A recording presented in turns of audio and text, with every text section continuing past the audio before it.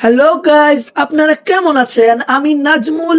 আপনাদের কাছ থেকে জানার ছিল আপনারা এক্সাম কে কিরকম দিলেন। আজকে লাস্ট ডে, পরীক্ষা শেষ, চোখের পলকে পরীক্ষা শেষ। তা তো হবেই, কারণ এই পরীক্ষায় আমি খুব মজা করে পরীক্ষা দিয়েছি। কারণ হলো আমি ঘুম থেকে উঠে পরীক্ষা দিতে চলে গেলাম।